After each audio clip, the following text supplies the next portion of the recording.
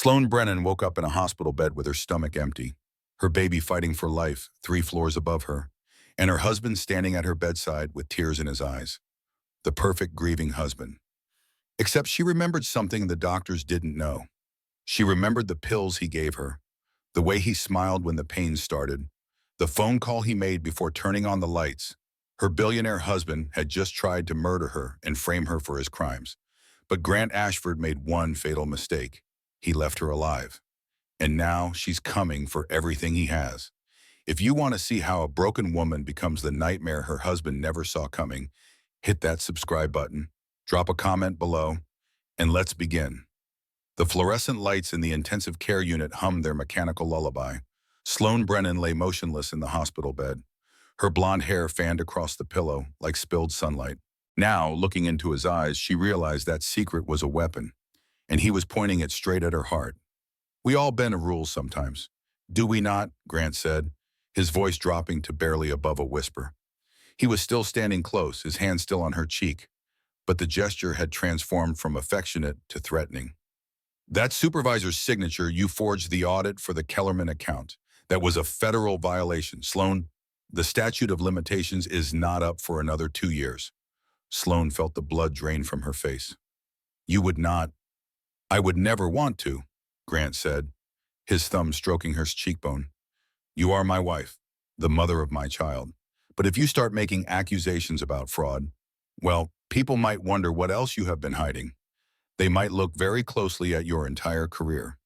Every audit, every signature, every authorization. The threat hung in the air between them like smoke. Sloane understood what he was really saying. If she exposed his fraud, he would make sure she went down with him. Her career would be destroyed, her reputation ruined. She might even face criminal charges. And she was 6 months pregnant with nowhere to go. I need some air, she managed to say, pulling away from his touch. I think I will skip dinner. Grant's mask of concern returned instantly. Of course, honey. I will order in. You rest. He kissed her forehead, and she forced herself not to flinch. Everything is going to be fine. You will see. After he left the room, Sloane sat frozen at her desk, her mind spinning. She had 2 choices: stay silent and become complicit in fraud, or fight back and risk losing everything. She thought about the baby moving inside her, the son who would be born into this mess. She thought about the life she had built, the reputation she had earned, and she thought about the man she had married, wondering when exactly he had become a stranger. Her phone buzzed. A text from her father, Vincent Brennan. They had been estranged for 3 years, ever since he showed up drunk at her wedding rehearsal dinner. But seeing his name now felt like a lifeline. Are you free to talk? The message read, I know it has been a while, but I need to tell you something about Grant. Sloane's hands trembled as she typed back. Tomorrow morning, can you meet me at the coffee shop on Newbury Street, 10 o'clock? I will be there, Vincent replied. That night, Sloane lay awake beside her sleeping husband, watching the ceiling fan rotate in the darkness. She had already made a copy of the evidence files, hiding the flash drive in her jewelry box. Tomorrow she would give it to her father, and together they would figure out what to do. But first, she had to survive the night. Around midnight, Grant stirred beside her. Cannot sleep, he murmured. Just the baby kicking. Sloane lied. Here, boy, Grant said, reaching to the nightstand. Take your prenatal vitamins. Dr. Raines said you missed your afternoon dose. He handed her the pills and a glass of water. Sloane hesitated for just a fraction of a second, then swallowed them. She told herself she was being paranoid. These were the same vitamins she took every day, from the same bottle prescribed by her obstetrician. But as she drifted off to sleep an hour later, a small voice in the back of her mind whispered that she had just made a terrible mistake. At 2 in the morning, Sloane woke to crushing pain in her abdomen. She gasped, clutching her stomach. Something was wrong. Very wrong. Grant, she managed to cry out. Something is happening. The lights came on. Grant was already out of bed, his phone in his hand. But before she could process that strange detail, why did he have his phone ready? Another wave of pain hit. She looked down and saw blood soaking through her nightgown. Oh God, she whispered. The baby. I am calling 911, Grant said, his voice urgent and scared. To anyone listening, he would sound like a terrified husband. But Sloane, through her haze of pain, noticed he had already dialed before turning on the light, as if he had been waiting, as if he knew this would happen. You, she gasped, trying to point at him. You did this. You are not making sense. Honey, Grant said, pressing the phone to his ear. Yes, operator. My wife is 6 months pregnant and she is bleeding. We need an ambulance right now. Sloane tried to reach for her own phone on the nightstand, but another contraction of pain bent her double. She fell back against the pillows, tears streaming down her face. Through the agony, one thought crystallized with perfect clarity. Grant had poisoned her. The prenatal vitamins. Something in the water. It did not matter how. What mattered was that her husband had just tried to kill her and their unborn child, and she was too late to stop it. The sound of sirens grew closer. Sloane felt consciousness slipping away, the room growing dark at the edges. She tried to fight it, tried to stay aware, but her body was betraying her. The last thing she saw before everything went black was Grant's face hovering over hers. And for just a moment, just a fraction of a second, his expression was not one of concern. It was relief. The paramedics burst through the door at 2:17 in the morning. Sloane was only semi-conscious by then, her body racked with contractions that should not be happening for 3 more months. The pain was unlike anything she had ever experienced. Waves of agony that stole her breath and her ability to think clearly. 6 months pregnant, one paramedic called out, checking her vital signs. Blood pressure is 190/110. Possible placental abruption. Ma'am, can you hear me? The female paramedic leaned close, shining a light in Sloane's eyes. I am Rachel. We are going to take care of you. Sloane tried to speak, tried to say the words that mattered. My husband. He poisoned me. But what came out was just a groan, incomprehensible even to her own ears. Grant appeared beside the paramedics, fully dressed now in khakis and a polo shirt. When had he changed? Sloane's foggy mind tried to make sense of it. He had been in pajamas when she woke up. How was he dressed so quickly? Her name is Sloane Brennan, Grant told the paramedics, his voice shaking with perfectly performed fear. She has been stressed lately, working from home, worried about the pregnancy. I woke up and she was like this. Any history of preeclampsia or high blood pressure? Rachel asked while her partner lifted Sloane onto a stretcher. No, nothing like that. She has been healthy the whole pregnancy. This came out of nowhere. Liar, Sloane thought, but her mouth would not form the word. She tried to grab Rachel's arm, to make her understand, but her fingers would not close properly. Sir, you can ride with us, the male paramedic said to Grant. We are taking her to Massachusetts General. As they carried her down the stairs of their building, Sloane caught glimpses of concerned neighbors in doorways, their faces blurred and dreamlike. The cold night air hit her face as they emerged onto Beacon Street. The ambulance lights painted everything red and blue, a hellish kaleidoscope. They loaded her into the back of the ambulance. Grant climbed in beside her, taking her hand. To the paramedics, it would look like a loving gesture, but Sloane felt his grip, firm and controlling, keeping her hand away from anything she might use to signal for help.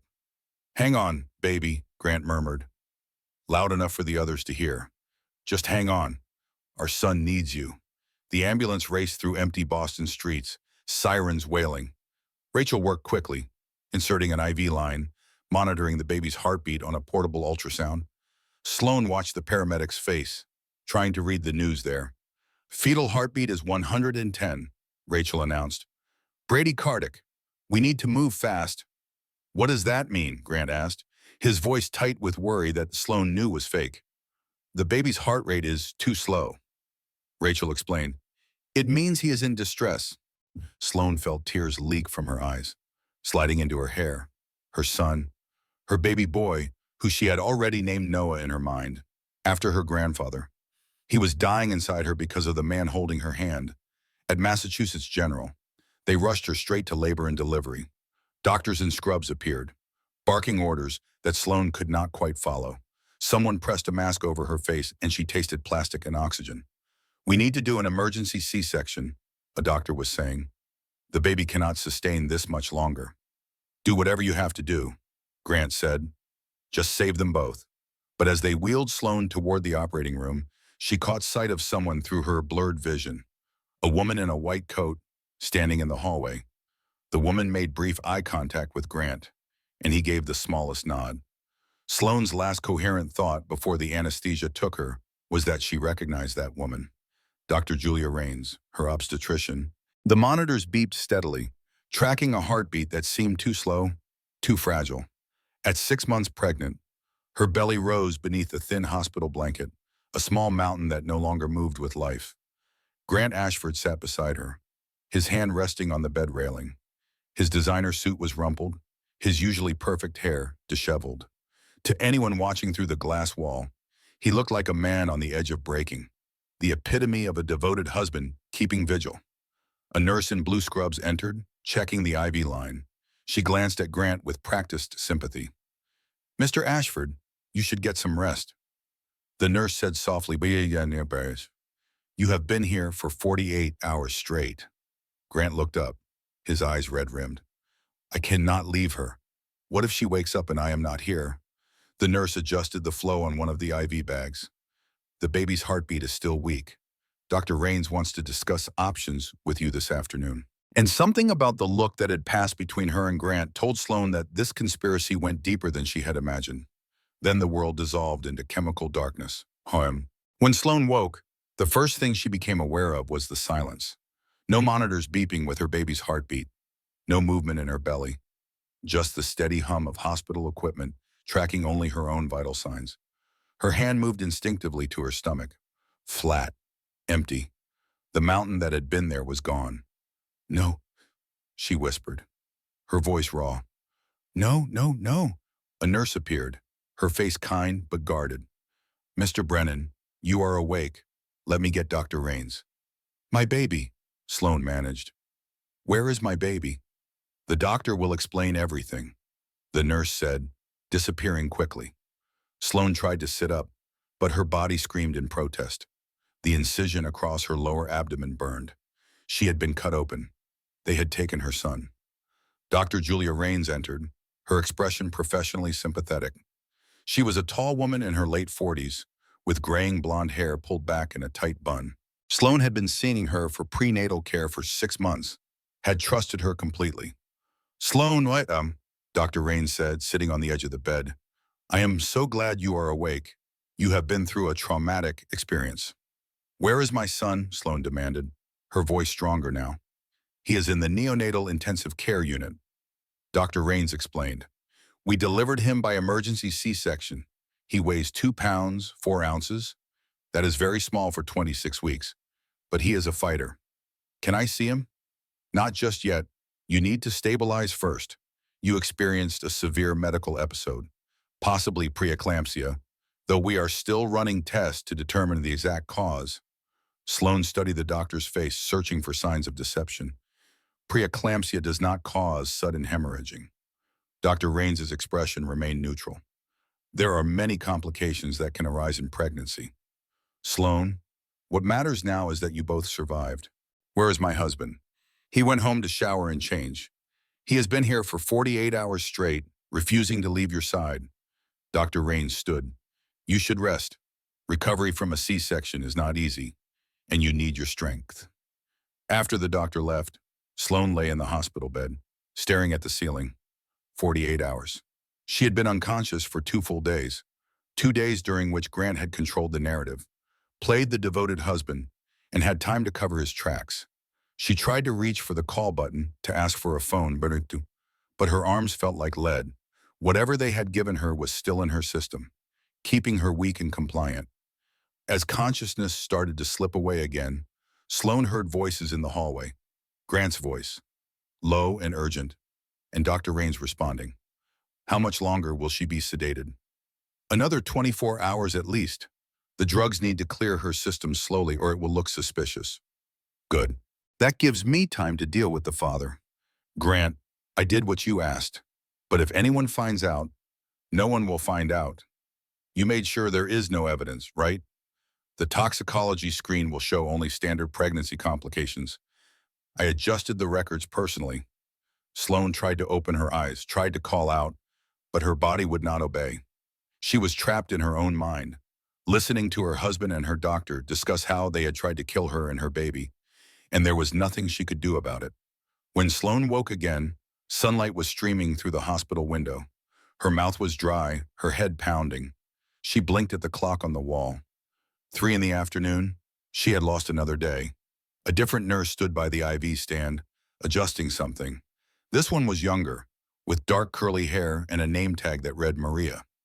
"Welcome back," Maria said with a genuine smile. "How are you feeling? Like I was hit by a truck," Sloane croaked. "Can I have some water?" Maria helped her sip from a straw. The cool liquid felt like salvation. "You have been through quite an ordeal, Mr. Brennan, but your vitals are looking much better. My son, Noah, can I see him now?" Maria's smile faltered slightly. "You will need to talk to Dr. Rains about that, but I can tell you he is stable. The NICU nurses say he is a fighter." "What does that mean?" "Exactly stable? It means he is holding his own for a micro-preemie born at 26 weeks. That is actual very good news." Sloane processed this. Micro-preemie, 2 pounds, so small, so fragile, born 3.5 months too early because his father had poisoned his mother. "I need to call someone," Sloane said. "My phone, Warren. Where is my phone?" "Your husband has your personal belongings," Maria explained. "He said he would bring them when he returns this evening. He just left about an hour ago to take care of some business matters." Of course, Grant had her phone. He was controlling everything, just like always. Sloane felt panic rising in her chest. She was trapped in this hospital room, cut off from the outside world, at the mercy of people who were either complicit in harming her or too naive to see what was happening. "Can I use the hospital phone then?" Sloane asked. "I need to call my father." Maria hesitated. "Actually, Mr. Ashford left specific instructions. You are on limited visitation. Only immediate family, which means just him for now. Dr. Rains is concerned about your blood pressure, and too much stress could cause complications." "My father is immediate family," Sloane insisted, hearing the desperation creeping into her voice. "His name is Vincent Brennan. Please, I need to talk to him." "I will check with Dr. Rains," Maria said, but her tone suggested she would not push the issue. "For now, you should rest. Your body has been through tremendous trauma." After Maria left, Sloane tried to swing her legs over the side of the bed. Pain exploded across her incision, and she gasped, gripping the bed rail. She was too weak to stand, let alone walk out of here. She looked around the room for anything that might help. The television remote, the call button, a blood pressure cuff hanging on the wall. Nothing useful. Nothing that would let her contact the outside world or prove what Grant had done. The TV was on, sound muted. She reached for the remote and turned up the volume. A news anchor appeared on screen, and Sloane's heart stopped. Local venture capitalist Grant Ashford remains at his wife's bedside as she recovers from a medical emergency that resulted in the premature birth of their son, the anchor said. Behind her, a photo appeared. Grant and Sloane at a charity gala last year, smiling for the cameras. Ashford, founder of Ashford Capital Partners, has been praised by hospital staff for his devotion during this difficult time. The family has asked for privacy as both mother and baby continue to fight for their lives. Fight for their lives.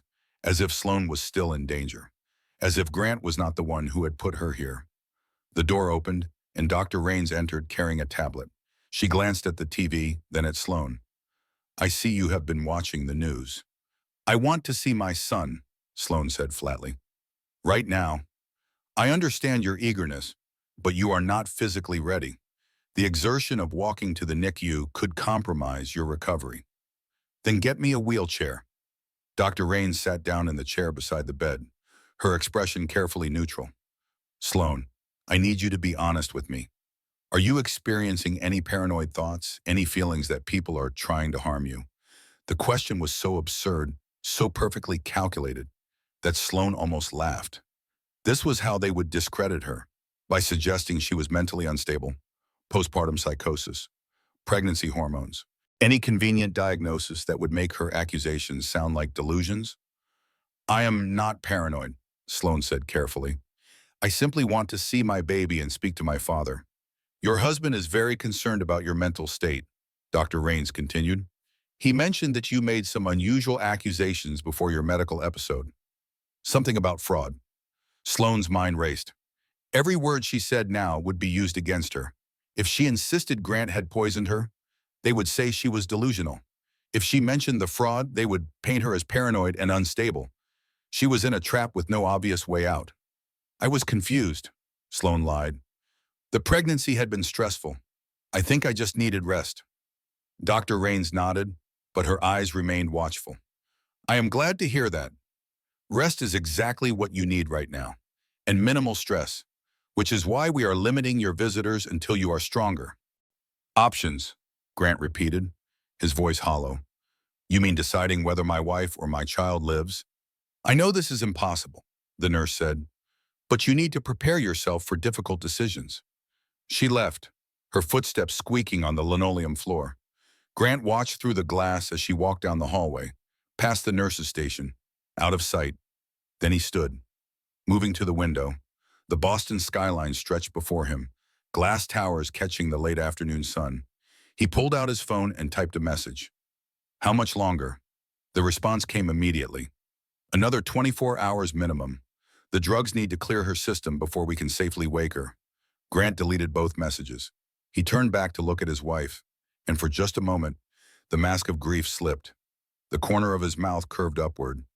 Not quite a smile, but something close, something calculating. Then footsteps in the hall made him rearrange his features back into worry. After the doctor left, Sloane closed her eyes, thinking furiously. She needed help. But everyone in this hospital seemed to be working for or manipulated by Grant. She needed someone who would believe her, who would fight for her. She needed her father. That evening, as the sun set over Boston, casting long shadows across her hospital room, Sloane heard a commotion in the hallway. Raised voices.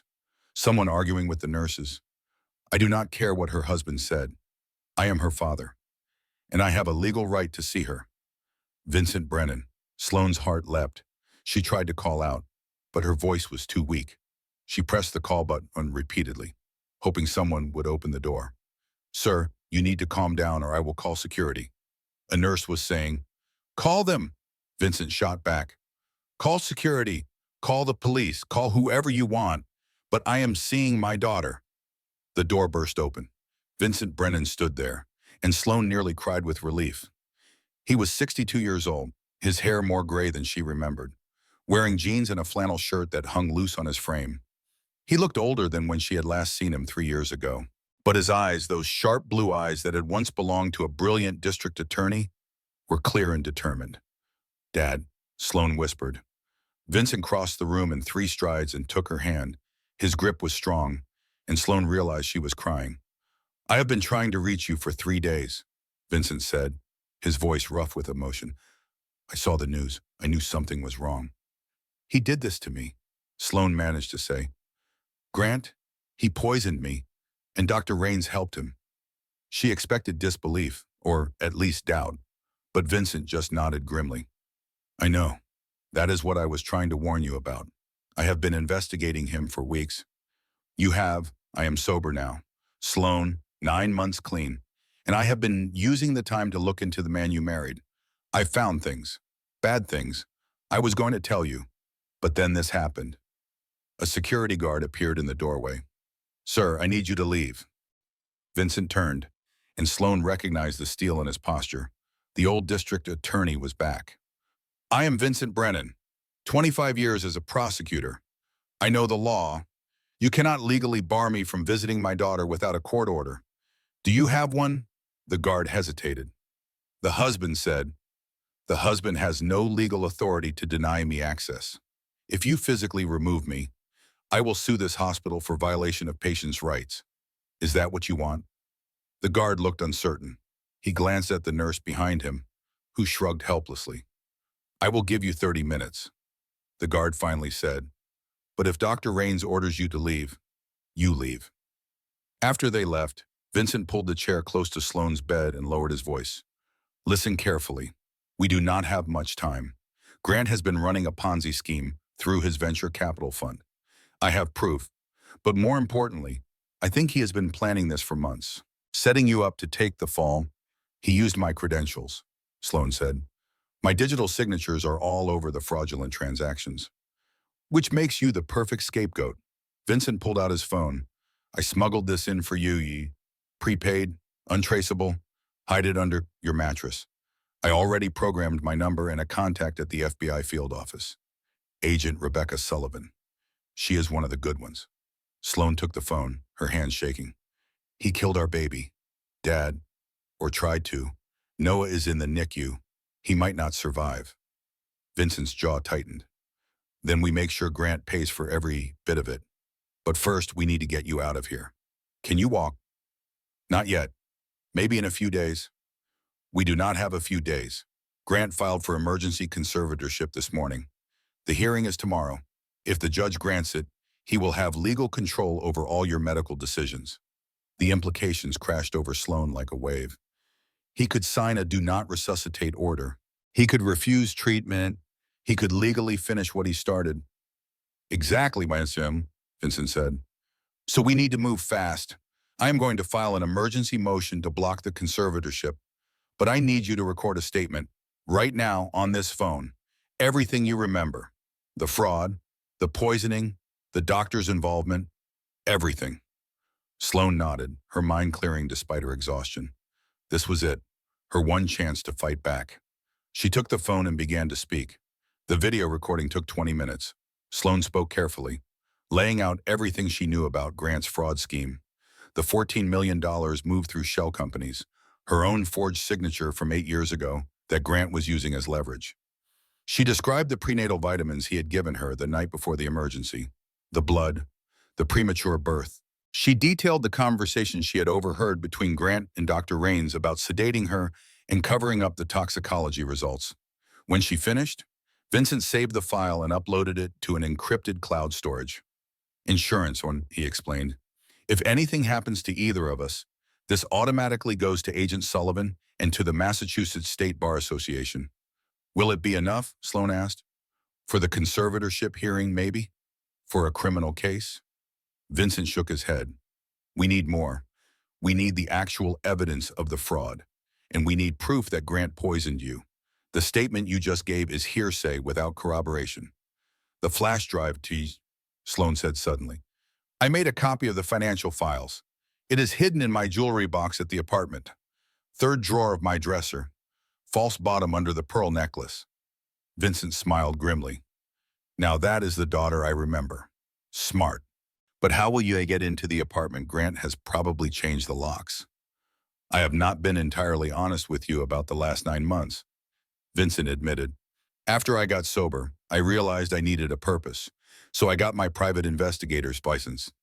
I have been following Grant for weeks, taking photos, documenting his movements. I know he meets his mistress every Tuesday afternoon at a hotel in Cambridge. Tomorrow is Tuesday. Sloan felt a fresh wave of betrayal, though she was not sure why it surprised her. Of course, Grant had a mistress. Faithful husbands did not poison their pregnant wives. Who is she? Paige Winters, 28 years old, junior consultant at Ashford Capital. She has been working there for about 6 months, right around the time the fraud transactions started accelerating. The door opened, and both Sloan and Vincent jumped. But it was just Maria, the friendly nurse. She glanced between them, then closed the door behind her. I do not have long, Maria said quietly. But you need to know something. Dr. Raines told me to chart that you have been experiencing paranoid delusions. She is building a case to have you declared mentally incompetent. Why are you telling us this? Vincent asked, instantly suspicious. Maria hesitated. Because 3 years ago, my sister went through something similar. Her husband convinced her doctors she was crazy so he could control her finances. By the time anyone believed her, he had drained all her accounts and disappeared. I am not going to watch that happen again. Can you help us? Sloan asked. I am already risking my job by being here, but I can do one thing. Tonight, around 2 in the morning, there is a shift change. For about 15 minutes, this floor is understaffed. If you wanted to, say, check yourself out AMA against medical advice, that would be the time to do it. She cannot walk yet, Vincent objected. There are wheelchairs in the equipment room, and Maria said, I am just saying, hypothetically, if someone were to leave, that would be the window. After Maria left, Vincent and Sloane looked at each other. Can you do it? Vincent asked. Can you leave?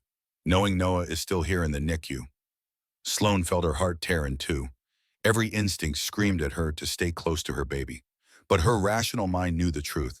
If Grant got conservatorship, he could hurt Noah too. The only way to protect her son was to fight from the outside. I can do it, she said. But we need a plan. Where would we go?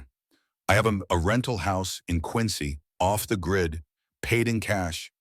Grant does not know about it. We can hide there while I get the evidence from your apartment. What about the FBI? Should we contact Agent Sullivan first? Vincent shook his head. Not until we have solid evidence. Right now, Nemont, it is just your word against Grant's. And he has been playing the devoted husband perfectly. He returned to the chair, taking Sloane's hand in his, the picture of devotion once more. But what Grant did not know was that 72 hours earlier, his wife had discovered something that would destroy everything he had built. And what he certainly did not know was that in a house across town, an old man was already planning how to bury him. The FBI will not move without proof. They spent the next hour planning.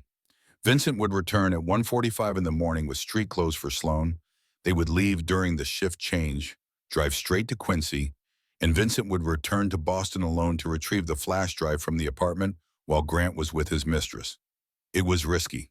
If they were caught, it would only strengthen Grant's case that Sloane was unstable. But staying meant becoming a prisoner in her own life. At 7 o'clock, the security guard returned to escort Vincent out. Before he left, he squeezed Sloane's hand. I failed you a lot over the years, Vincent said, his voice thick with emotion. I was not there when you needed me, but I am here now, sweetheart, and I am going to make this right. I know, Dad, Sloane whispered. I love you.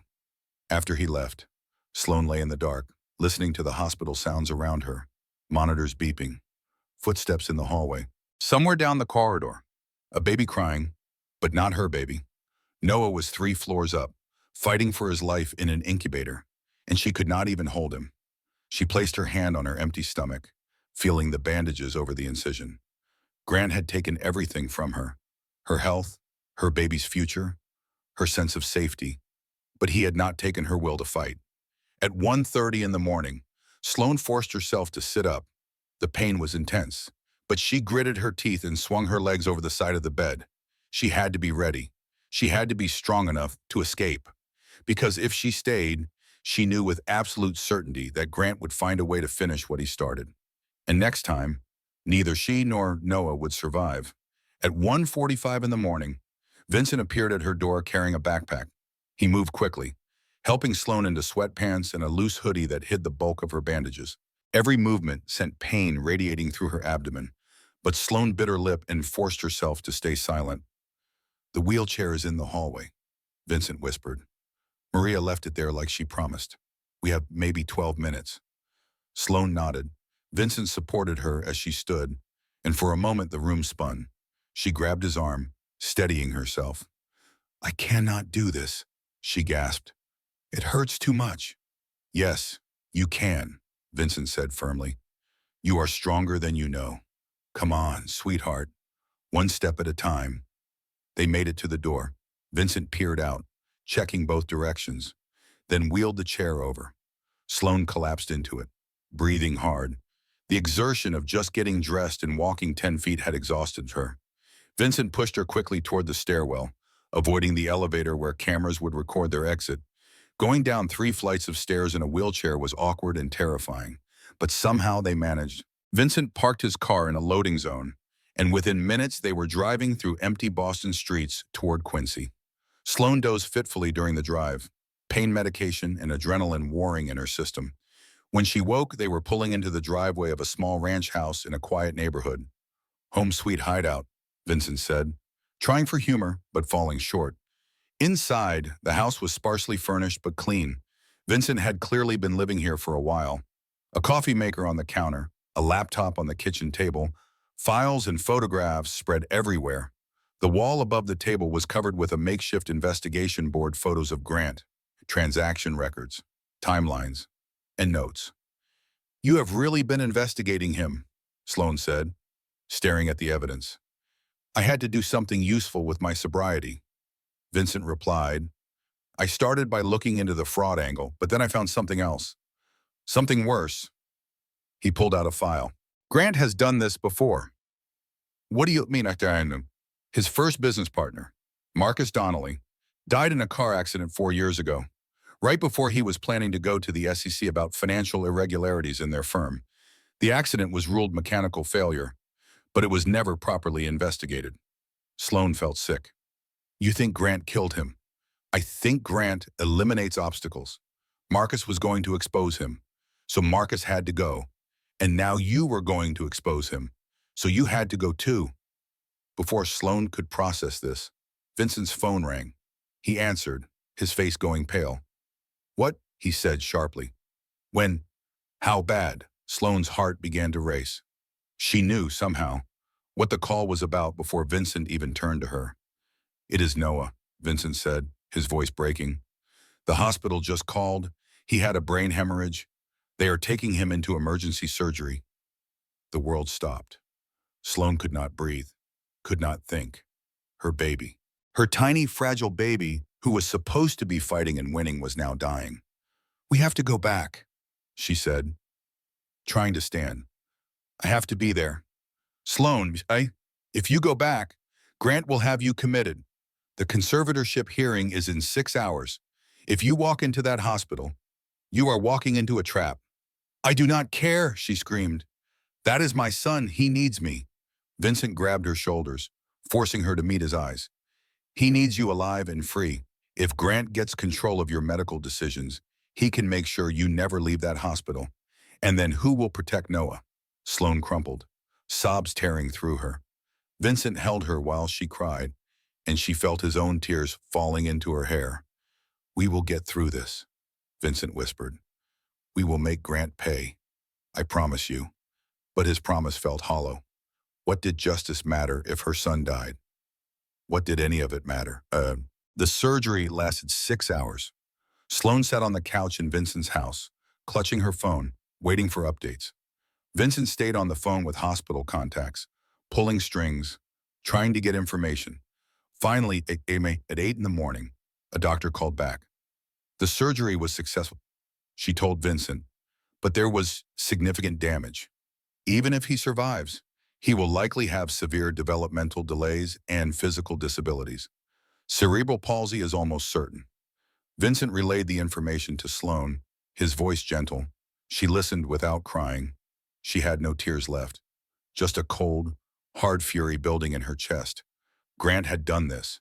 Grant had poisoned her, causing Noah to be born 3 months too early. And now her son would suffer for the rest of his life because of one man's greed. We need that evidence, Sloan said, her voice flat and emotionless. We need it today. Vincent checked his watch. Grant should be meeting his mistress at the Cambridge Hotel right about now. I will go get the flash drive. I am coming with you. Sloan, yeah. You just had major surgery. I am coming, she repeated. I need to see the apartment one more time. I need to remember who I am fighting for. They drove back into Boston, Vincent watching nervously for any sign they were being followed. The apartment building looked the same as always, elegant and expensive. Vincent had been right, Grant had changed the locks, but Vincent had come prepared with lockpicks. Retirement has given me interesting hobbies, he muttered as he worked. They were inside within 2 minutes. The apartment felt like a museum of Sloan's old life. Her books still on the shelves, her favorite throw blanket on the couch, everything perfect and pristine, as if she might walk through the door at any moment and resume being Grant's obedient wife. She went straight to the bedroom and opened her jewelry box. False bottom under the pearl necklace, just as she had said.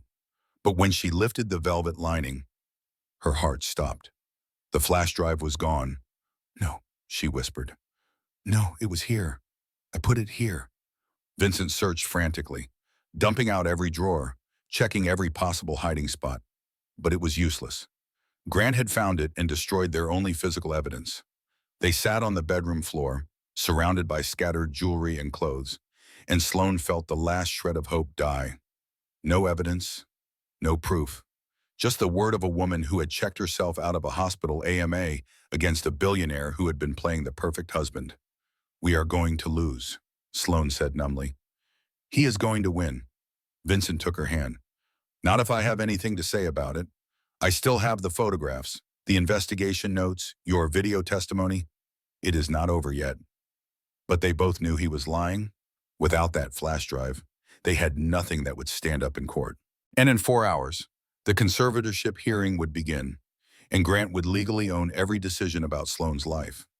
As they drove back to Quincy, Sloane stared out the window at the city she had once loved.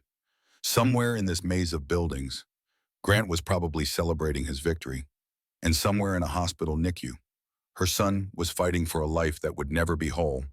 She had thought she was strong enough to survive this. She had thought she could fight back and win. But Grant had been 3 steps ahead all along, and now she was trapped with nowhere left to run. This was what it felt like to lose everything. The conservatorship hearing was held in a small courtroom in Suffolk County. Vincent had filed emergency motions, but the judge, an older man with steel gray hair and a no-nonsense demeanor, seemed unimpressed. 72 hours earlier, Sloane sat in the home office of their Beacon Hill penthouse, surrounded by spreadsheets and quarterly reports. At 35, she had built a reputation as one of Boston's top forensic accountants. Her specialty was following money trails that people desperately wanted to hide. The irony was not lost on her that she now worked from home, analyzing the books for her husband's venture capital firm while 6 months pregnant. She took a sip of chamomile tea and scrolled through another page of transactions. Ashford Capital Partners had been her husband's obsession for the past 5 years. From a scrappy startup to a $100 million fund, Grant had built an empire, and Sloane had watched it happen from the sidelines, supporting him while managing the financial oversight. Then she saw it, a wire transfer to a Delaware shell company she did not recognize. $1.2 million, authorized with her digital signature. "Mr. Brennan," Judge Harold Warren said, "your daughter checked herself out of a hospital against medical advice just 2 days after major surgery. That does not exactly suggest sound judgment." Vincent stood. "Your Honor, my daughter left because she had credible concerns about her safety." "Concerns based on what evidence?" The judge looked pointedly at the empty table where evidence exhibits would normally sit. "All I see before me is a woman who is clearly experiencing postpartum complications and a husband trying to ensure she receives proper medical care." Grant sat at the plaintiff's table with his lawyer, looking every bit the concerned spouse. He had dark circles under his eyes, his hair slightly mussed, his expression one of pained worry. The performance was flawless. Grant's lawyer, a shark in an expensive suit named Douglas Kensington, stood to speak. "Your Honor, Mr. Ashford loves his wife deeply, but in her current mental state, she is a danger to herself and potentially to their newborn son, who is fighting for his life in the NICU. We are simply asking for temporary conservatorship until Miss Brennan is psychiatrically cleared." Psychiatrically cleared. The words hung in the air like a noose. "I am not mentally ill," Sloane spoke up from her wheelchair in the back of the courtroom. "My husband committed fraud and tried to kill me." Judge Warren frowned. "Miss Brennan, these are serious accusations. Do you have any evidence to support them?" This was it, the moment of truth. Sloane looked at Vincent, who gave a small shake of his head. They had nothing. No flash drive, no toxicology report showing poison, nothing but her word, and a video testimony that would be dismissed as the paranoid ravings of a traumatized woman. "I have my testimony," Sloane said, her voice smaller than she intended. "Testimony is not evidence," the judge replied. "It is simply your perspective. And given your recent actions and medical condition, I am inclined to grant the petitioner's request, temporary conservatorship for 90 days, during which time the courtroom doors burst open. A woman in a FBI windbreaker strode in, followed by 2 agents. "Your Honor, I apologize for the interruption. I am Special Agent Rebecca Sullivan with the Federal Bureau of Investigation. We need to halt these proceedings immediately." Judge Warren looked annoyed. "Agent Sullivan, I do not take kindly to disruptions in my courtroom. What is this about?" Agent Sullivan approached the bench, handing the judge a document. "As of 10 o'clock this morning, Mr. Grant Ashford is under federal investigation for wire fraud, securities fraud, and conspiracy to commit fraud. We are executing search warrants at his office and residence as we speak. We also have credible evidence that he may have attempted to harm Miss Brennan. The courtroom erupted. Grant half stood, his face pale. His lawyer grabbed his arm, whispering urgently. On what basis? Judge Warren demanded. Reading the document. A witness came forward 3 hours ago with substantial evidence. Agent Sullivan explained. Reed Carver, Mr. Ashford's business partner, has been cooperating with our investigation. He provided access to encrypted servers showing a pattern of fraudulent transactions totaling over $300 million. Sloan felt dizzy. Reed Carver. She had met him a few times at company events. A quiet man in his 40s who always seemed uncomfortable with Grant's flashier tendencies. He had turned on Grant additionally, Agent Sullivan continued. We have a sworn statement from a Dr. Julia Raines admitting that Mr. Ashford coerced her into administering substances to Miss Brennan that induced premature labor. Grant shot to his feet. That is a lie. I never. Mr. Ashford, Judge Warren said sharply, I suggest you remain silent and speak with your attorney. Agent Sullivan turned to look at Grant. Mr. Ashford, you are not under arrest at this time, but we will need you to come with us for questioning. You have the right to have your attorney present. As FBI agents moved to escort Grant out, he looked directly at Sloan. For just a moment, the mask dropped entirely. The rage in his eyes was pure and undiluted, a promise of vengeance if he ever got the chance. Then he was gone, and the courtroom devolved into chaos. In a conference room at the FBI field office, Agent Sullivan explained what had happened.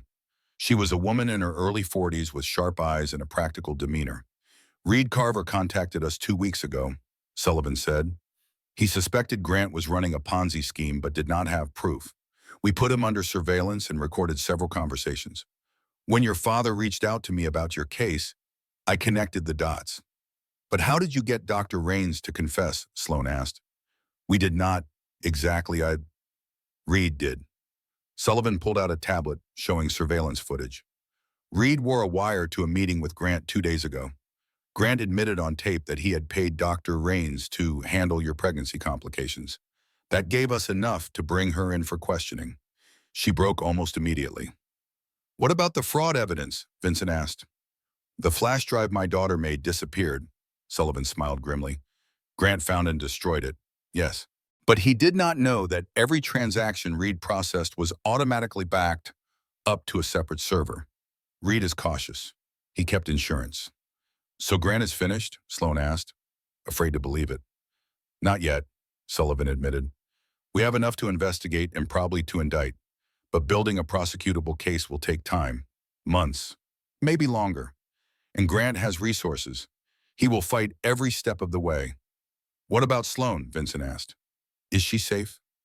That depends on Grant.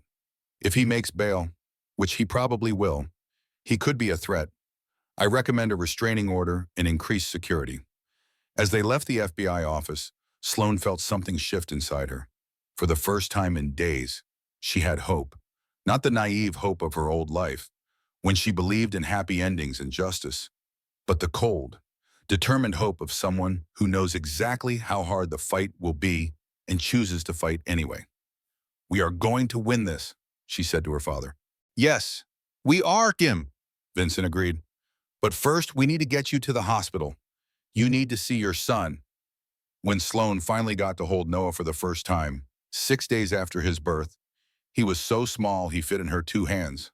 Tubes and wires connected him to machines, monitoring every breath, every heartbeat. His eyes were still fused shut, his skin translucent, but he was alive. He was fighting. You are a warrior, Sloan whispered to him, just like your mother is going to be. 3 days later, Sloan got a visitor at Vincent's house. Paige Winters, Grant's mistress, stood on the doorstep, looking terrified. I need to talk to you, Paige said. Grant is planning something, and if you do not stop him, we are both going to die. Paige Winters sat on Vincent's couch, her hands shaking as she clutched a cup of coffee. She was younger than Sloan had expected, with long auburn hair and a face that would have been pretty if not for the fear etched into every feature. I did not know he was married at first, Paige began, the words tumbling out in a rush. I mean, I knew technically, but he said you were separated. that the marriage was over. I believed him because I wanted to believe him.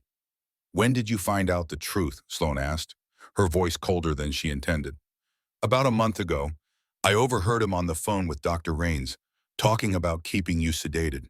I realized he had done something to you, something terrible. Paige looked up, tears streaming down her face. I wanted to go to the police, but I was scared, and I was stupid. I thought if I just stayed quiet, I could walk away clean once this was over. What changed? Vincent asked from his position leaning against the kitchen counter. Grant found out that Reed is cooperating with the FBI. He called me last night, told me to meet him at a warehouse in Dorchester. When I got there, he had these two men with him. They looked like, I do not know, criminals? Dangerous? Sue Page's voice dropped to a whisper. He told me I needed to fix the situation, that I needed to testify that Reed has been lying, that Reed is the one who committed the fraud and tried to frame Grant. And if you do not, Sloan asked, though she already knew the answer. He said accidents happen, that I should think about what happened to his first business partner, Marcus Donnelly. Paige pulled a flash drive from her purse. So I came here, because I have something he does not know about. Evidence. Real evidence that he cannot deny. Vincent took the drive. What is on it? Everything. Emails between Grant and offshore account managers, text messages about the fraud, audio recordings I made secretly over the past few months when I started getting suspicious, and something else. Proof that Grant paid someone to tamper with your car before the accident. Sloan felt the air leave her lungs. I found receipts in his desk. She frowned and clicked deeper into the records. Another transfer. This one to a Cayman Islands account. $3 million. Her signature again. Her heart began to pound. She pulled up the account details, cross-referencing them against her secured log of authorizations. She had never approved these transfers. She had never even seen these companies. For the next 2 hours, Sloan traced the money. 6 different shell companies, all incorporated within the last 18 months. $14 million moved through a daisy chain of accounts. And every authorization bore her digital signature. Someone had been using her credentials to commit fraud. And there was only one person with access to her secure login. The front door opened. Grant's voice called out, Sloan, I am home early. Thought we could grab dinner at that Italian place you like. She quickly closed the files and ejected the flash drive where she had been copying evidence. He paid a mechanic $20,000 to, quote, ensure mechanical failure leading to loss of control, end quote. It is all on the drive. Dates, amounts, everything. Why did you keep all this? Vincent asked. His prosecutor instincts clearly engaged. Because I grew up with a father who hurt my mother and always got away with it. I learned young that you need evidence. You need proof. Or men like that just keep winning. For a moment, there was silence in the room. Then Agent Sullivan, who Vincent had called the moment Paige arrived, stepped out from the hallway where she had been listening. Miss Winters, Sullivan said, I am going to need you to come with me. We need to get you into protective custody and get a formal statement. This evidence could be exactly what we need to put Grant Ashford away for a very long time. Paige stood, but hesitated. I need immunity. I helped him move money. I signed documents. I am not innocent in this. Sullivan nodded. We can work something out, but only if you tell us everything. No holding back. After Paige and Agent Sullivan left, Sloan sat on the couch, feeling overwhelmed. Is this really happening? Do we finally have him? Maybe, Vincent said cautiously. But Grant has survived this long by being smart and ruthless. He will not go down easy. He was right to be cautious. The next morning, the news broke. Key witness in Ashford fraud case agrees to testify. The headlines blared. Paige's face was all over the media, her story portrayed as a brave woman coming forward to expose her former lover's crimes. Sloan watched the coverage with Vincent, and a knot of unease formed in her stomach. Something felt wrong. The media had gotten the story too quickly, with too many details. It felt orchestrated. That afternoon, Sloan's phone rang, a blocked number. She almost did not answer, but something made her to pick up. Hello, Sloan? It was Grant's voice, smooth and controlled. We need to talk. I have nothing to say to you. even if it is about our son's future, about making sure he has the best possible care. Grant's tone was reasonable, almost kind. I know what the doctors said. Noah is going to need lifelong medical care, expensive medical care. All of my assets are currently frozen by the FBI. But if certain people were to recant their testimony, those assets could be unfrozen. Noah could have everything he needs. You are offering to buy my silence. Sloan could not believe the audacity. I am offering to ensure our son gets the care he deserves. Look, Sloan, we both know how this ends. I have the best lawyers money can buy, even if I am convicted, which is unlikely. I will appeal for years. Meanwhile, Noah suffers because his mother chose revenge over his well-being. The words hit their target. Sloan thought about her tiny son hooked to machines, facing a lifetime of challenges. Grant was right about one thing: the medical costs would be staggering. Her own insurance would cover only so much. And with her career destroyed and her reputation in tatters, how would she afford the care Noah needed? Think about it. Grant said, I will call you again in 24 hours. Make the right choice. Sloan, for Noah's sake. He hung up.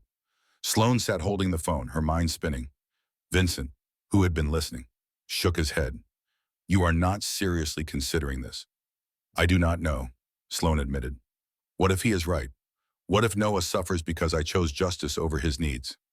Noah suffers if his father gets away with attempted murder, Vincent said firmly. Noah suffers if he grows up knowing his mother let a criminal go free. You cannot negotiate with someone like Grant. He will promise you everything and deliver nothing.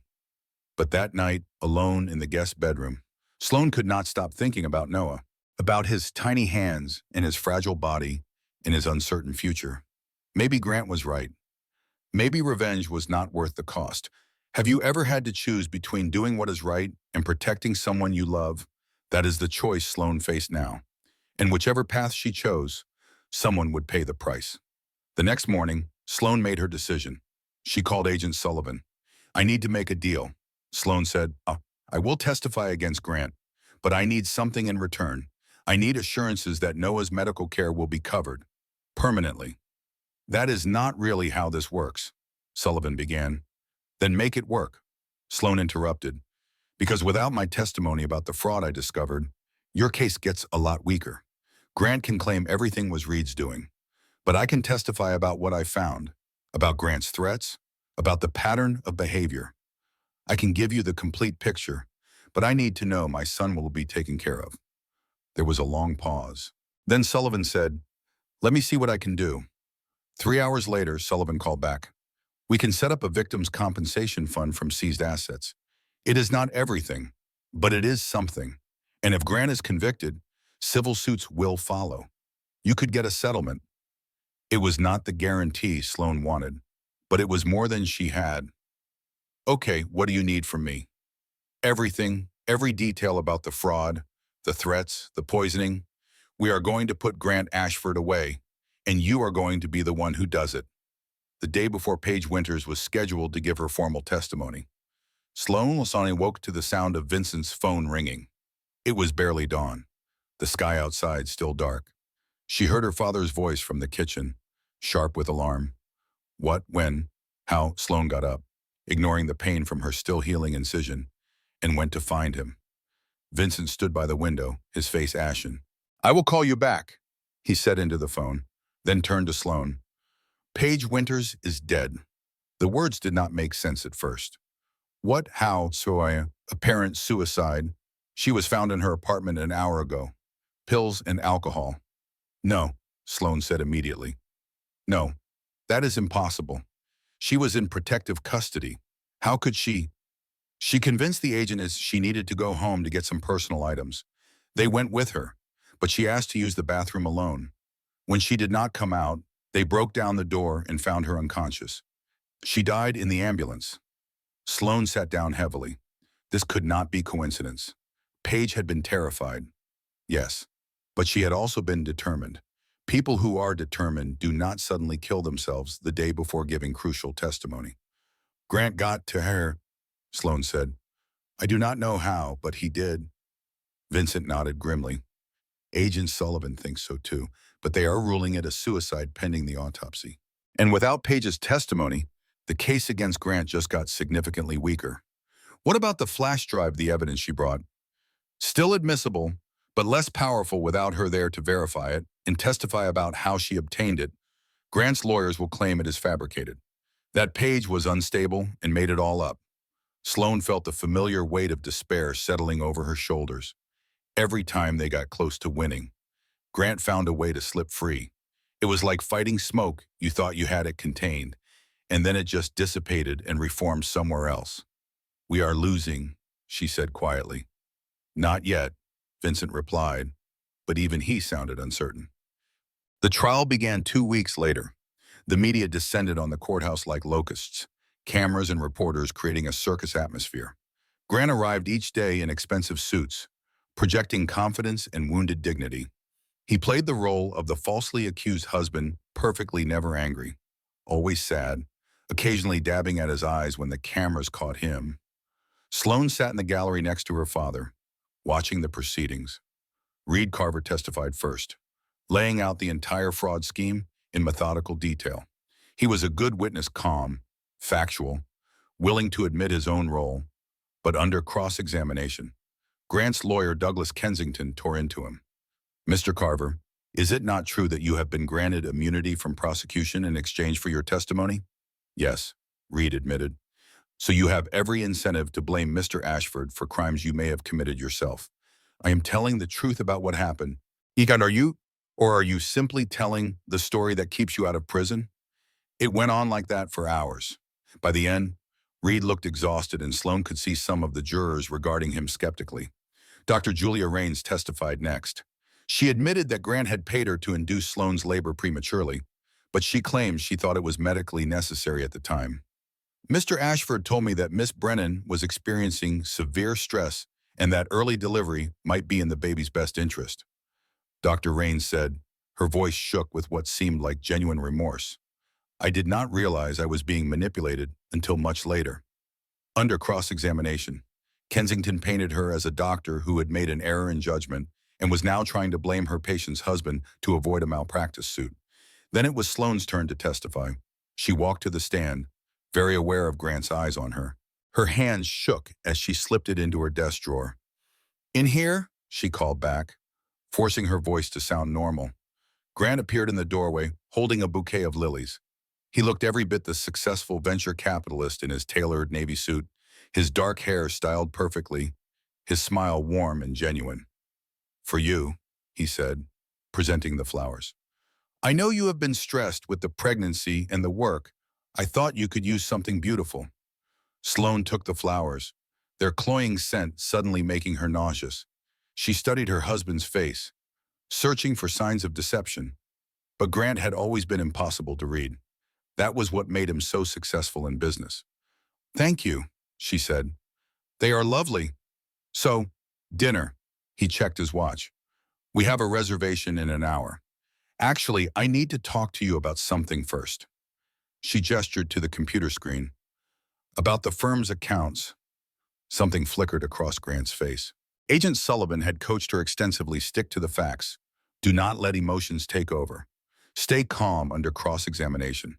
The prosecutor, a sharp woman named Christine Walsh, led her through the discovery of the fraud, the confrontation with Grant, the suspicious timing of her medical emergency. "Miss Brennan, did your husband ever explicitly threaten you?" "Yes. He reminded me about a document I had forged 8 years ago, before we were married. He implied that if I reported the fraud, he would make sure I was prosecuted for that forgery." "And how did that make you feel?" "Trapped, like I had no way out." The testimony went smoothly until Kensington's cross-examination. He was good at his job. Sloan had to admit, he started gently, almost sympathetically. "Miss Brennan, you have been through a terrible ordeal. Premature birth, serious medical complications, fears for your child. That must have been incredibly traumatic." "It was," Sloan agreed warily. "And in that traumatized state, is it possible that you misinterpreted some of your husband's actions? That your perception was colored by fear and pain?" "No, I know what I experienced." "But you admit you were confused at times. You told Dr. Raines that you were confused about the financial documents, that pregnancy had affected your memory." Sloan felt the trap closing. I said that because I was trying to protect myself. I was not actually confused. So you lied to your doctor about your mental state. I was trying to survive. Or perhaps you were actually confused, and you are now reinterpreting past events to support a false narrative. Is that possible? No. But Sloan could see the doubt in some jurors' faces. Kensington was planting seeds. What if she really had just been confused? What if this was all a misunderstanding, blown out of proportion by a traumatized woman? The trial dragged on for 3 weeks. Expert witnesses testified about the financial fraud. Medical experts discussed Sloan's condition and whether the premature labor was induced or natural. It became a battle of narratives. And Grant's team was very good at creating doubt. The day the verdict came in, the courtroom was packed. The jury had deliberated for 4 days, which felt like both an eternity and no time at all. Sloan sat holding her father's hand, barely breathing as the forewoman stood to read the decision. In the case of the United States versus Grant Ashford, on the count of wire fraud, we find the defendant guilty. Sloan's heart leaped, but the forewoman continued. On the count of conspiracy to commit fraud, we find the defendant guilty. On the count of attempted homicide, we find the defendant not guilty. The last words hit Sloan like a physical blow. Not guilty. They believed he had committed fraud, but they did not believe he had tried to kill her. Grant's face showed a flicker of satisfaction before he schooled it back to neutral. He had lost, but not completely. And in that partial victory, Sloan knew he saw an opening. The judge scheduled sentencing for 2 weeks later. As they left the courthouse, Agent Sullivan caught up with Sloan and Vincent. "I am sorry, Sullivan said. "I really thought we had him on all counts." "What happens now?" Sloan asked numbly. "He will probably get 20 to 25 years on the fraud charges. It is not life, but it is substantial. And then he gets out," Sloan said, "and comes after me again." Sullivan did not deny it. They all knew the truth. This was not over. It was just a pause. That night, Sloan visited Noah in the NICU. He was 3 weeks old now, up to 3 pounds, still tiny, still fighting, but alive. She held his small hand through the incubator opening. "I tried, baby," she whispered. "I tried to protect you, but I do not know if it was enough." 2 days later, she got a letter, prison mail, from Grant. Against her better judgment, she opened it. "Sloan," it read, "25 years. That is what they gave me. But we both know I will be out unless with good behavior and appeals. And when I get out, you and I are going to have a very long conversation about loyalty and consequences. Think about that while you raise our son. Think about me, waiting, planning. You cannot hide forever. All my love. Grant." Sloan burned the letter, but the words had already burned themselves into her memory. This was not justice. This was just a temporary reprieve before the real battle began. 6 months after the trial, Sloan sat in the physical therapy room at Boston Children's Hospital, watching Noah work with his occupational therapist. At 9 months old, 6 months adjusted for his premature birth, he was finally starting to show progress. He could track objects with his eyes now. He could grip a toy if it was placed in his hand. Small victories that would be taken for granted in a typical baby. But for Noah, they were monumental achievements. The therapist, a patient woman named Sandra, helped Noah practice tummy time. He struggled to lift his head, his small body working against the cerebral palsy that affected his muscle control. "He is getting stronger," Sandra said encouragingly. "I can see improvement every week." Sloan nodded, not trusting herself to speak. She was so proud of her son, so in awe of his determination. But she was also exhausted. The medical bills were crushing, despite the victim's compensation fund. Her career as a forensic accountant was over. No firm would hire someone who had been even tangentially involved in a fraud case. She had started doing freelance bookkeeping for small businesses, but the income was a fraction of what she used to make. Vincent helped where he could, but he was living on retirement savings and his small private investigator income. They had moved into a modest apartment in Somerville, sharing expenses. It was not the life Sloan had imagined, but it was survival. After therapy, Sloan carried Noah to the parking lot. He felt heavier than his 10 pounds should feel, the weight of responsibility and love combining into something almost unbearable. She strapped him into his car seat, checking the angle twice to make sure his airway was properly aligned. Everything was harder with a medically complex child. Her phone rang. Agent Sullivan. Sloan, I need to give you a heads up. Grant filed an appeal. His lawyers are claiming juror misconduct and prosecutorial overreach. The judge has agreed to hear arguments. Sloan closed her eyes. What are the chances the conviction gets overturned? Low, but not zero. Grant has a very good legal team, and they are finding every technical issue they can.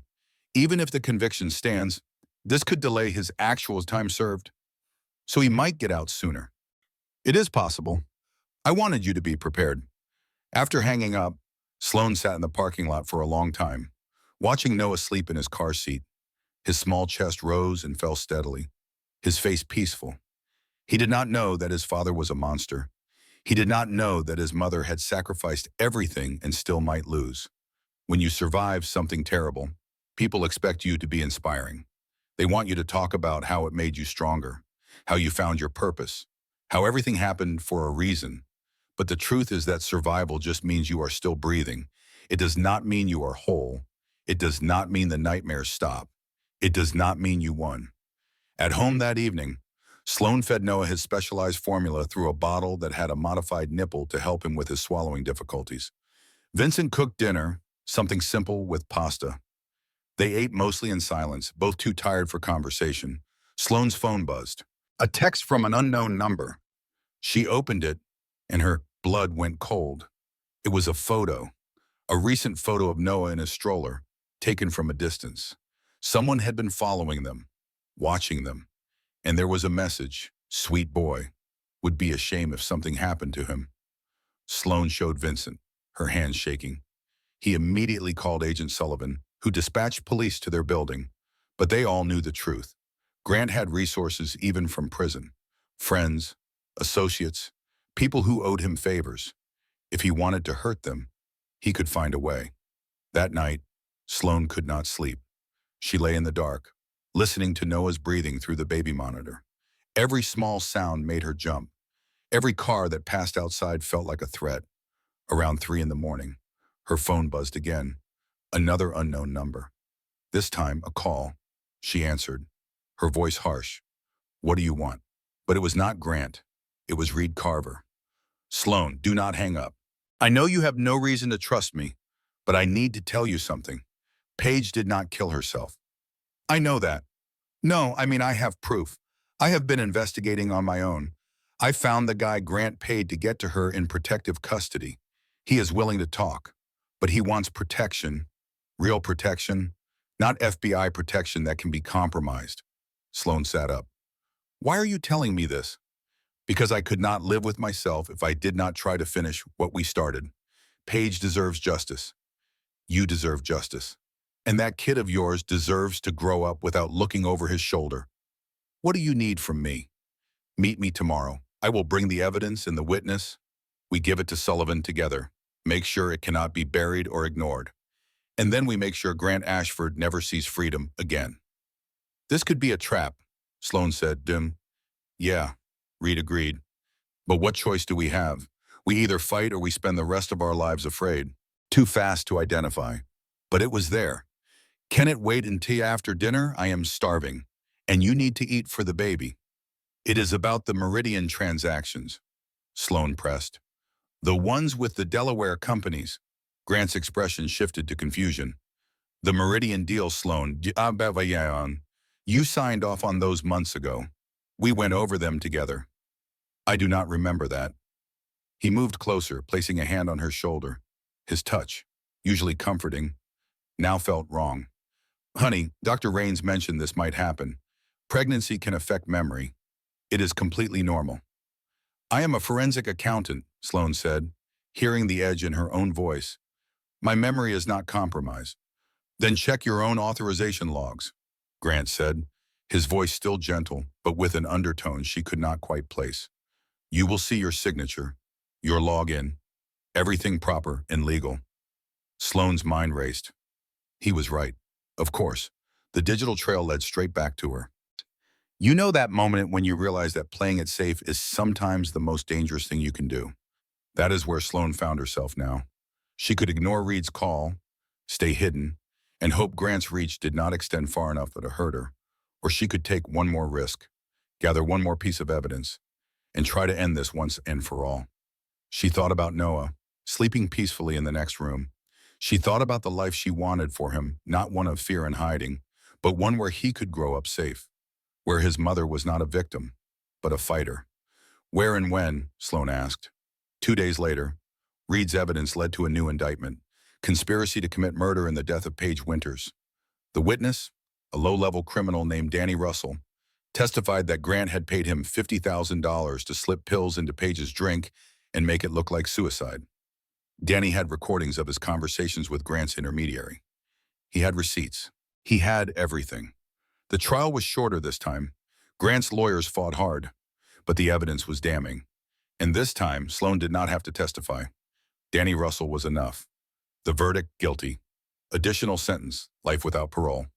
Sloan sat in the courtroom as the judge read the sentence, and she felt something shift in her chest. Not quite relief, the cost had been too high for relief, but something close to it. Peace, maybe, or at least the possibility of peace someday. Grant looked at her as they led him away in shackles. His expression was unreadable, but Sloan met his gaze without flinching. She had survived him. She had beaten him, and he would die in prison knowing that the woman he tried to destroy was the one who buried him. 1 year after the final verdict, Sloan stood in the doorway of a small office in Cambridge. The sign on the door read, Brennan Consulting Financial Fraud Investigation. It was a tiny operation, just her, Vincent, and one part-time assistant, but it was hers. She had spent the past year rebuilding, piece by piece. Freelance work had turned into small cases. Small case had turned into referrals. Referrals had turned into a business. She specialized in helping fraud victims, people like her who had been betrayed by someone they trusted. At home, Noah was making progress. He would never be a typical kid. The cerebral palsy was permanent, and he would face challenges all his life. But he was walking now with a walker. He was talking, simple words and phrases, and most importantly, he was loved. Sloan still had nightmares. She still checked the locks 3 times before bed. She still jumped at unexpected sounds. Trauma did not just disappear because justice was served, but she was learning to live with it, to carry it without letting it carry her. Her phone rang. A potential new client, a woman whose husband had been draining their accounts while planning to leave her. Brennan Consulting, Sloan answered, her voice steady and professional. As she listened to the woman's story, so similar to her own, in so many ways, Sloan felt something she had not felt in a long time. Purpose, not the naive purpose of her old life, when she thought doing good work was enough, but the hard-won purpose of someone who had been to hell and chosen to use that experience to help others. I can help you, Sloan told the woman. I have been where you are, and I can show you the way out. That evening, she picked Noah up from his specialized daycare. He grinned when he saw her, his face lighting up with pure love. She buckled him into his adapted car seat and drove home through the Boston streets, watching the city lights come on as dusk fell. They say what does not kill you makes you stronger, but that is not quite true. What does not kill you leaves you scarred and changed and forever different. It leaves you with a disabled child and PTSD and debt you will be paying off for years. It leaves you with nightmares and hypervigilance and the knowledge that evil is real, and sometimes it looks like love. But what does not kill you also teaches you something crucial. It teaches you that you are capable of surviving things you thought would destroy you, that you can endure pain you thought was unbearable, that you can fight battles you thought you would lose, and sometimes, against all odds, you can win. At home, Sloan fed Noah dinner, gave him his bath, and read him 3 stories before bed. As she tucked him in, he reached up and patted her cheek with his small hand. Mama, he said clearly. That is right, baby, Sloan whispered, tears pricking her eyes. Mama is here. Mama will always be here. She left his door cracked open and went to her own room. On her nightstand was a framed photo, her and Noah at his first birthday party, both of them smiling. Beside it was a news clipping about Grant's final sentencing. She kept it there as a reminder, not of him, but of herself, of what she had survived and what she had become. Some stories do not end with happily ever after. They end with hard-won peace in the knowledge that you are stronger than you ever wanted to be. They end with scars that tell the story of battles fought and survived, and sometimes that has to be enough. Sloane turned off the light and lay in the dark, listening to Noah's steady breathing through the monitor. Tomorrow she would wake up and do it all again, the therapy appointments, the casework, the careful rebuilding of a life that had been shattered. But tonight she let herself rest because she had earned it. She had survived. And in the end, that was its own kind of victory. The story does not end here, of course. There will be more challenges, more setbacks, more moments of doubt and fear. But Sloane Brennan is no longer the naive woman who trusted the wrong man. She is a survivor, a fighter, a mother, and that makes all the difference. But she had never authorized those transfers, which meant either her memory truly was failing or her husband was gaslighting her while committing fraud in her name. Look, Grant said, his hand moving to cup her cheek. You have been working too hard. The pregnancy hormones, the stress of the new baby coming, it is a lot. Maybe you should take a break from the firm's accounts. Just focus on growing our son. The way he said it, so reasonable and caring, made her doubt herself for a moment. But only a moment. Because Sloane remembered something else. Something from 8 years ago, when she had been a junior analyst trying to make a deadline. She had forged her supervisor's signature on one audit report. Just once, just to get the file submitted on time. No one had ever known, except she had told Grant during their engagement, a confession meant to clear the air before marriage, a secret she thought was safe with the man she loved.